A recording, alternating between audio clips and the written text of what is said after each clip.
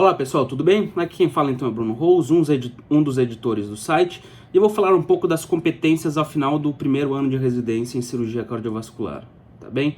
Lembrando que essas informações foram tiradas do site da Sociedade Brasileira de Cirurgia Cardiovascular. Então vamos lá. O primeiro ponto é desenvolver habilidades básicas à atividade cirúrgica. Saber os planos de incisão, saber fechar uma incisão, qual fio utilizar, absorvível, inabsorvível, multifilamentar, monofilamentar e assim por diante, tá bem? O próximo ponto é usar os métodos diagnósticos em cardiologia. É fundamental saber interpretar um eletrocardiograma, tá bem?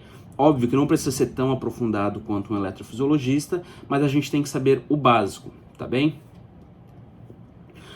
Próximo ponto. Utilizar catéteres em hemodinâmica e interpretar a anatomia radiológica cardíaca. Ou seja, saber interpretar um cateterismo, tá bem?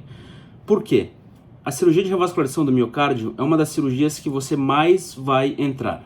Então, para saber o que você está fazendo na cirurgia, é necessário interpretar o cateterismo, saber aonde vai ser a ponte, quantos por cento de estenose tem, por que vai fazer uma ponte nessa e não vai fazer na outra, o vaso é fino, o vaso não é fino e assim por diante, tá certo? Próximo ponto, dominar os princípios básicos da cirurgia vascular, saber realizar uma sutura numa artéria, sutura numa veia, interpretar as consequências da doença vascular periférica aguda e crônica e como tratá-las. Próximo, dominar o tratamento das tromboses venosas profundas, avaliar o tratamento endovascular das doenças vasculares, avaliar o tratamento de aneurisma de aorta abdominal e doença carotídea. A gente sabe que a parte vascular em alguns serviços não é tão estudada, visto que é mais focado na parte cardíaca e não na parte vascular periférica, tá bem? Então, dependendo de onde você vai fazer residência, você vai ter mais contato ou menos contato com essa parte. Próximo, usar técnica de vídeo em cirurgia cardiovascular e torácica.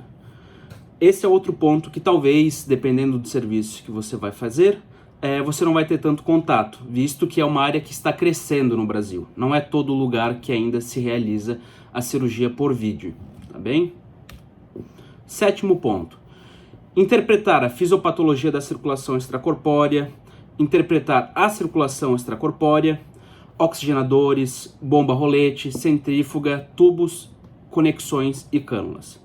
Saber avaliar uma circulação extracorpórea efetiva é fundamental, visto que boa parte das cirurgias que a gente faz, a gente utiliza da circulação extracorpórea.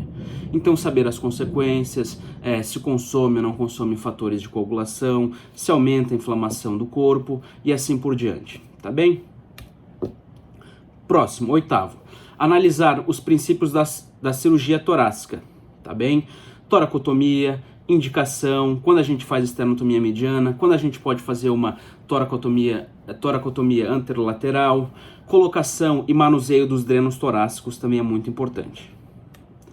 Nono ponto, usar o desfibrilador de pás externas e internas para debelar arritmias indesejáveis durante a cirurgia. E também saber tratar as paradas cardiorrespiratórias. Décimo ponto, interpretar as causas de sangramento e de outras complicações cirúrgicas, diagnosticá-las e tratá-las adequadamente. Vocês vão perceber que durante a residência é muito comum os pacientes apresentarem discrasias sanguíneas. Um dos fatores é a própria circulação extracorpórea, tá bem? Que pode consumir esses fatores de coagulação. Então, sangramento no pós-operatório é muito importante saber manejar, saber quando é indicado reabordar devido a sangramento aumentado ou se a gente consegue tratar de maneira conservadora. Isso é muito importante, tá bem? 11º, tratar as principais arritmias cardíacas mais prevalentes em pós-operatório de cirurgia cardíaca. Fibrilação atrial, taquicardia supraventricular, taquicardia e fibrilação ventriculares. 12º, dominar as causas, prevenção e tratamento de infecções cirúrgicas.